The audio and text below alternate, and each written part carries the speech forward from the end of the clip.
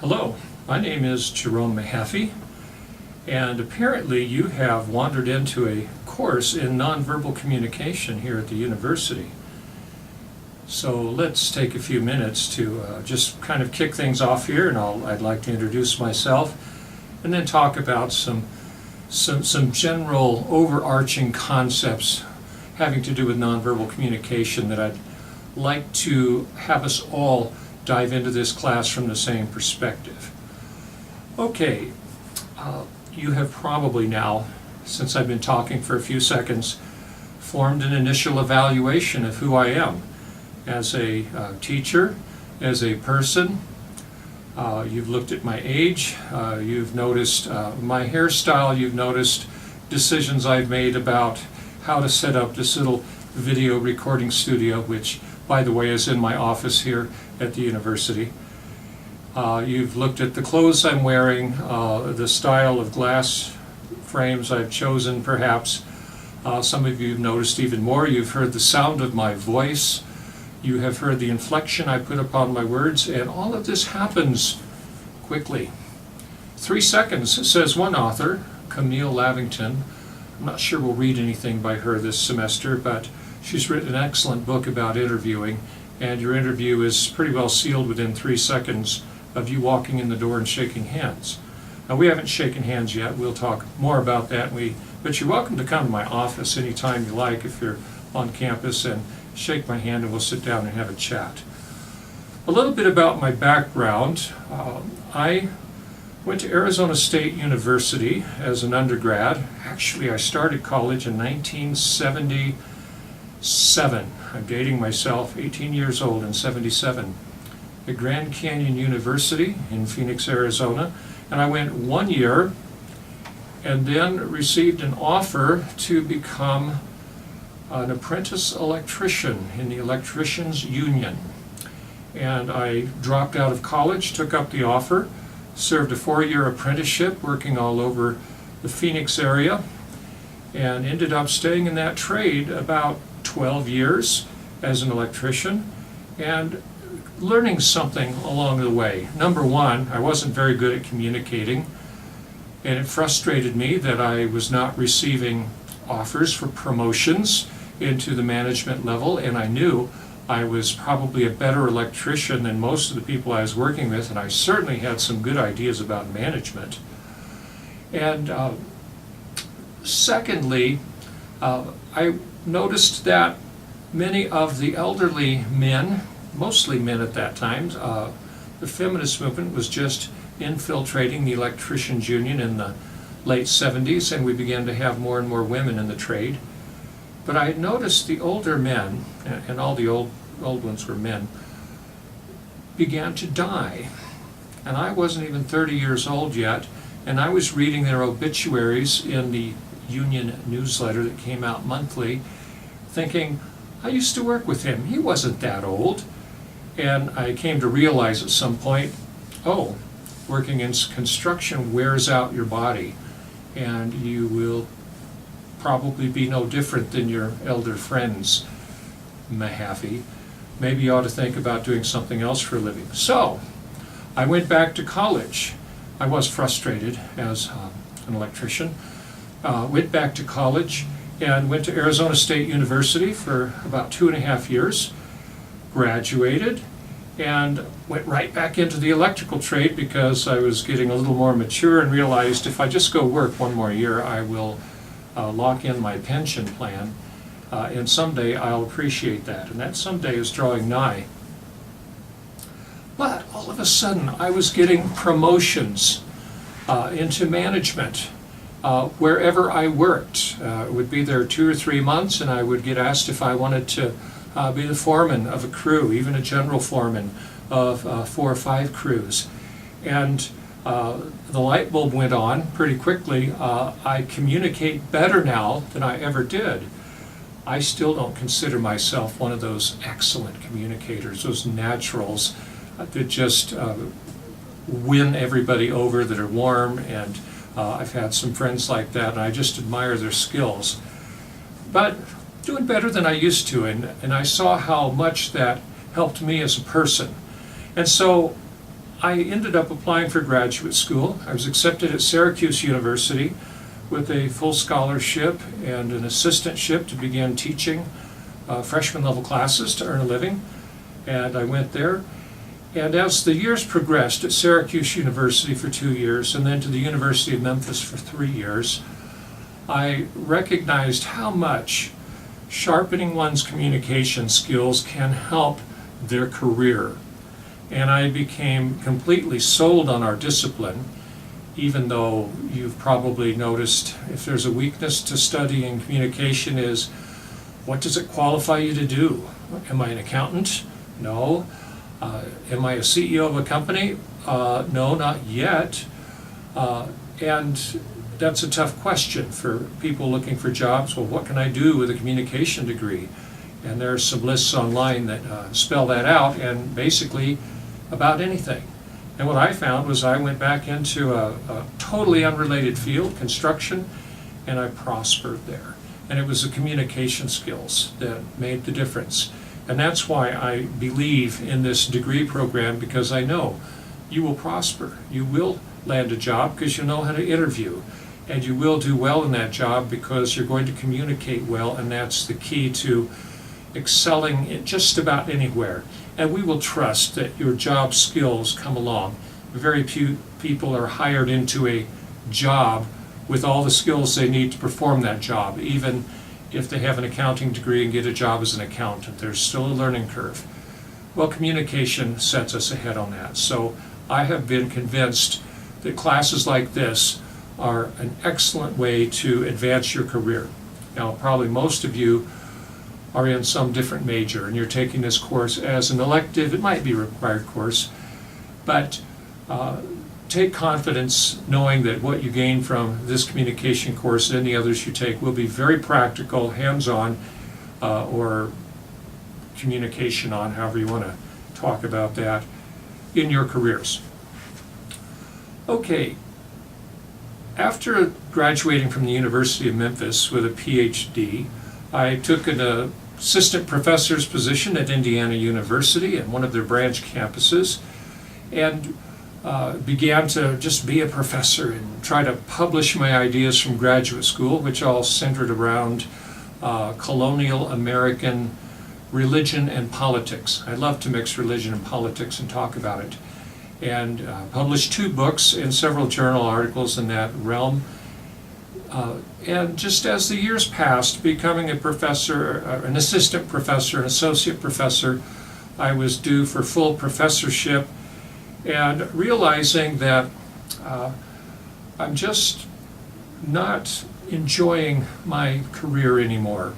There's too much pressure. I had gained 40 pounds, probably was having 2 glasses of wine in an evening instead of just 1, and just blood pressure was rising and didn't enjoy working. And I slowly realized it was just a tough environment. I was working in about 2010. Economically, the university was under pressure to work harder, to do more work. And most of it was simply administrative. I was the department chair at that time. And finally got through my thick head, why don't you just go back to teaching? And so I did. I left that position as a professor. I had an endowed position, which means I had an endowment account and a really fancy job title and money to go study whatever I wanted. But it wasn't what I was really after. I wanted to teach.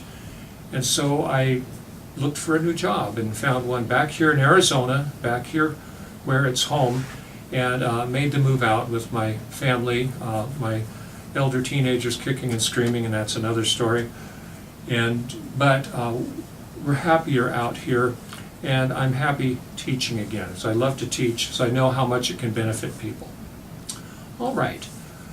You can't escape nonverbal communication. I've already mentioned you've made some evaluations about me. They're probably a little deeper now, and you've probably confirmed some of them as accurate, and maybe you've adjusted some of your other evaluations. Now, you haven't made a judgment about me yet, and I don't want you to get into the idea that, oh, I shouldn't evaluate people because I don't judge people. I just never judge people. Everybody gets a fair shot in my book. well, think about what you're thinking here. We evaluate everybody. I like this. I don't like that. You seem to be this kind of person or that kind of person. We're evaluating. We haven't made any judgments yet. You don't make a judgment until you make a decision of what you're going to do about this person, this class. Oh, this class is just stupid. Well, there's your evaluation. I'm going to drop out. Well, there's your judgment. You pronounced a sentence and you walk away and you end the relationship and everybody's happy. So please don't think as you get to know people and watch your friends, and I'm going to ask you to do a lot of things this semester. People watching, experiments on your friends, evaluating people, and you're not judging them. You're just simply evaluating.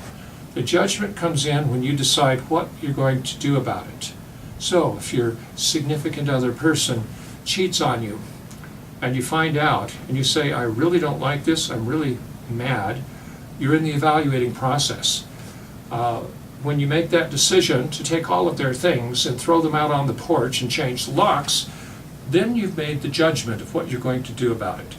And so as long as we're in that evaluation area, I want your minds to be free to fully explore every aspect of that, and do not hesitate if you suspect this person isn't really who they are purporting to be, to dig in a little deeper, to gather more data, and to find out what's really going on.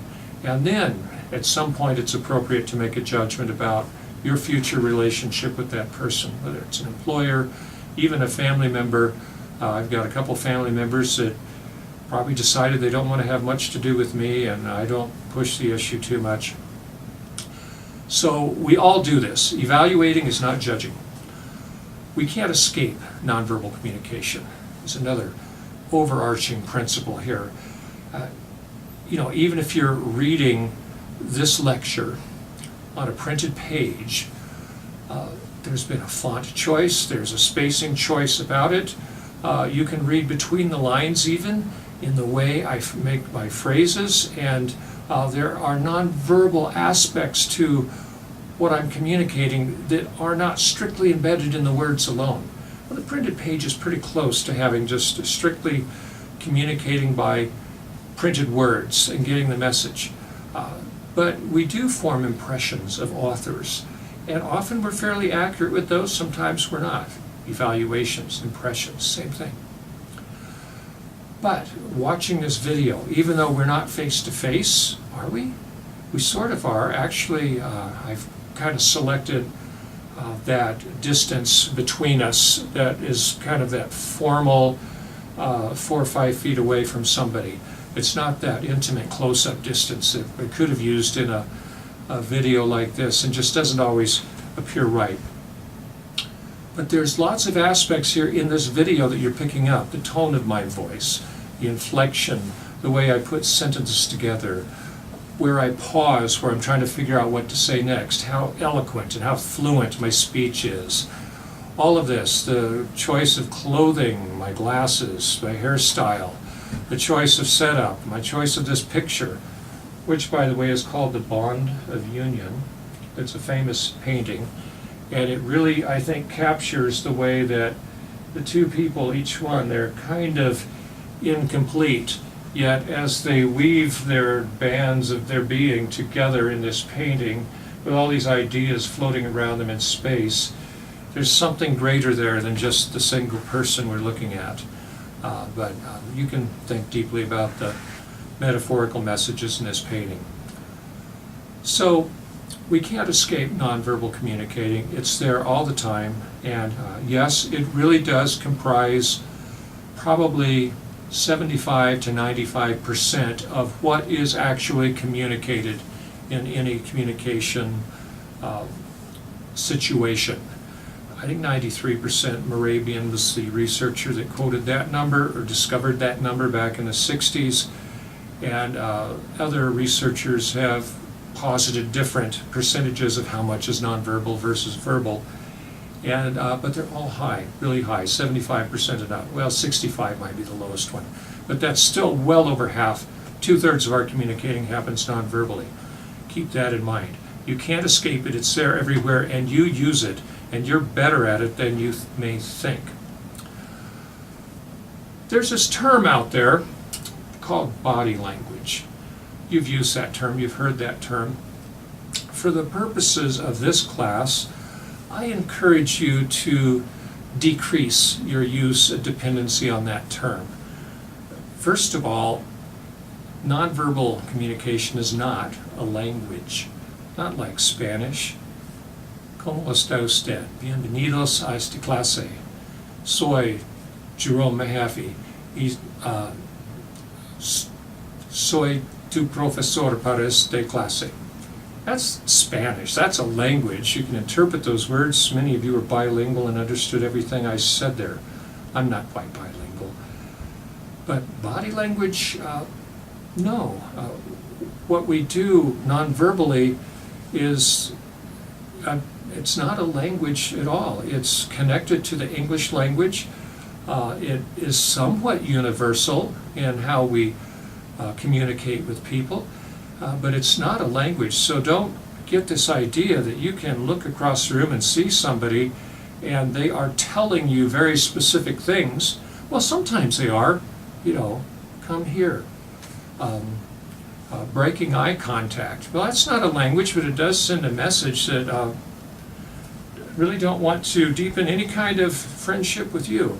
There's all kinds of messages we're sending, but there aren't really words to those. So when you think of body as a language, no, it's not a language. And secondly, well, the body is doing things, but and that includes the face, the eyes, your gestures, your hands, your posture, how close you are to somebody or how far away, or whether you're decreasing the distance, whether you're leaning towards them. Yeah, your body is doing these things. It's definitely sending messages, but there's more to it than just the body. And if you hold on to that term body language, you might start missing out on vocal inflection, intonation in the voice, feeling emotions in people's voice, noticing some aspects of eye contact you could say are the body doing things. Other aspects of eye contact go beyond that in subtle ways. So, maybe you're only capturing 2/3 of what messages may be floating around as you interact with somebody by thinking of body language. Don't miss out on the other third. There might be something very important. So if you just let go of that term, use it if you need to. But this is sending messages to people non-verbally, and that's what we're all about. Okay, this is a new field. In fact, most of those self-help books that are written about how you can tell what people are thinking from across the room only started in the 1960s. The Journal of Nonverbal Communication, I remember when it first hit the shelves about 1993 while I was at Arizona State University, and all of a sudden here's this new nifty journal, and that's not that long ago compared to psychology that really got started as a science, a social science with Freud in the 1890s. And here we are, 1993, 1995, we're finally paying attention to nonverbal communication. So this really is a new field, and most of the research is not that old, and some of the oldest research really comes from anthropologists who are interested in how people in different cultures communicate differently, and that was really only published in the 60s, so not an old field at all. Okay, finally, I'm sold that this class is valuable for anyone, for any career. Communicating well non-verbally means you have embraced at least 2/3 more of all the communication messages that are happening. And that is going to make you a better communicator. Even if you're like me, you're not a gifted communicator. I'm not a real expressive person. I have to remind myself to be expressive, to let my personality out. But by just knowing there's more out there and studying as much as is in this class, it really enhances your ability to communicate. And those people that are the gifted communicators, what sets them apart is their ability to communicate non-verbally and to get all the little messages that people send, to not miss it when somebody's being ironic or being sarcastic, to not have to ask if somebody's mad at you. You can just tell. And when you approach them, you're approaching them with, I'm really sorry for what I've done, and you may have figured it out by then even, instead of, what, you got a problem? What's going on here? And that's how somebody that's not as sensitive responds to it. So embrace this class, embrace these ideas. They will help you everywhere in your personal life and in your professional life. And nonverbal communication is the key to being a good communicator. All right, thanks a lot for watching, and we will catch up with you in our first lecture.